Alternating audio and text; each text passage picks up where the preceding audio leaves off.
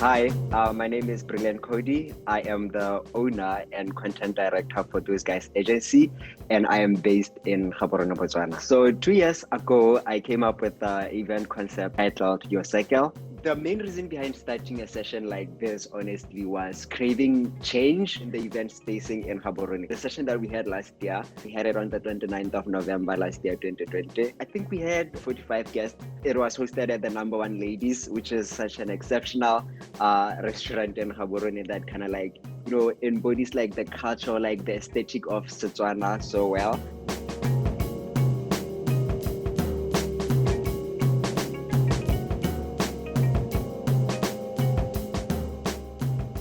Hi, I'm Nandi Dlepu, founder of the Joburg creative agency Mamakashaka, and we create beautiful, authentic, and meaningful content for individuals, brands, communities, and organizations that exist within the arts, lifestyle, and culture space. Today, I'm super excited to be mentoring Brilliant, who is a Botswana-based curator on their platform, The Circle. We'll be talking to them about how to monetize and just how to market and position themselves as a really well-curated and empowered property.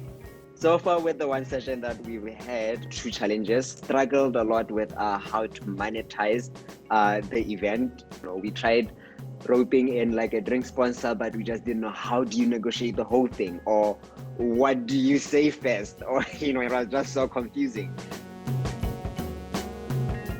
You first want to start by really thinking through the event, where it's going to be, all the expenses attached to it, just like building your budget and then identifying sponsorship opportunities based on the event concept. Some of the best events are the ones with like a really great synergy between the sponsoring brands as well as your brand. And then what you end up doing is that you end up going back. So as you're identifying your sponsorship opportunities, you're readdressing your event deck.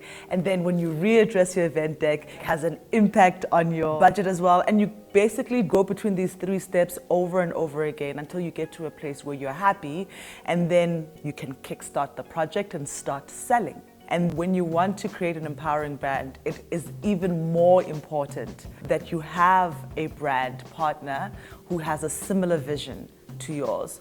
Properties, people, and brands that have a really strong why, especially ones that are centered around empowerment and community, you have to align yourself with brands that have a similar vision and intent. It just makes for a better partnership and for better relationships. For me, some of the best pitches, particularly when we don't have such a solid relationship, I am better face to face. And then I follow up with a deck. But I try as much as possible to insist on a face to face, because what it really boils down to sometimes is people synergy. So for me, I tend to put sponsors into those 3 bags. So sponsors who actually will give me money, sponsors who will save me money, and sponsors that increase the value of my proposition, which then allows me to increase my ticket price. The challenge that we had actually was the PR meta, or like the media coverage. The media coverage that we got from the event, this is pre and post. We managed to get 2 national newspaper articles. Post-event, we then managed to get a TV interview where then we were literally given the whole show to actually then take people through the idea of the event. We have like good blogs in Botswana. It would be nice to have them cover this. Like, we could have done more. How do you, at the end of the day, maybe get the media interested? When it comes to PR and marketing, the fact that we do live in a very digital era really does allow us to like build really great communities without necessarily having to spend the bucks required to be on TV sometimes. So foundation of building community is being sociable. I think it's about building your personal network and building like a sense of loyalty with that network, because people who care about you or your property are actually invested in seeing you succeed.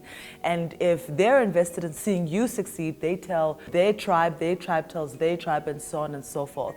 I think a lot of times it's understanding that building community also requires you to support other communities, to show up for other people, have a clear strategy of how you're going to build this community so that you can leverage it later on.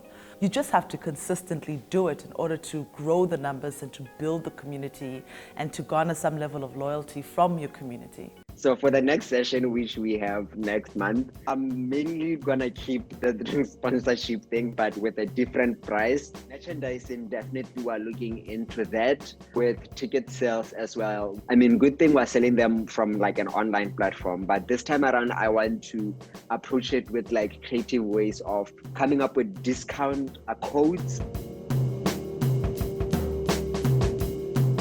Some things to consider when you're trying to monetize your event property or brand is you have the straight up sponsorship, which is people giving you money, which is people providing you with stuff or services that increase the value, and the third one, which is people saving you money. But it's also important to consider if you are an event that has potentially a really strong CSI aspect to it, that you're actually potentially looking at like investors as well.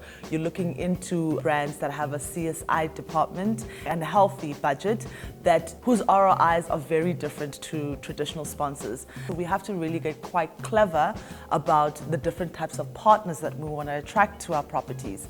Get creative, not just limit your revenue stream to ticketing. Like if you are providing food, are you getting a percentage of the food sales? If you are providing drinks, are you getting a portion of the bar? And that kind of stuff. If this is a business, you have to treat it as a business. All businesses have a process. You have to fully conceptualize your event. You have to cost your event before you're able to sell the event.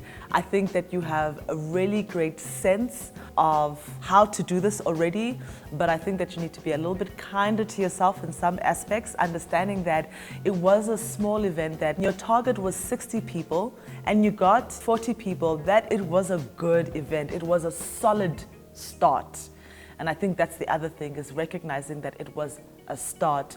What is the maintenance plan? How do we keep this consistent so that we're able to grow it? Don't be so hard on yourself. You're gonna get better with more events that you produce.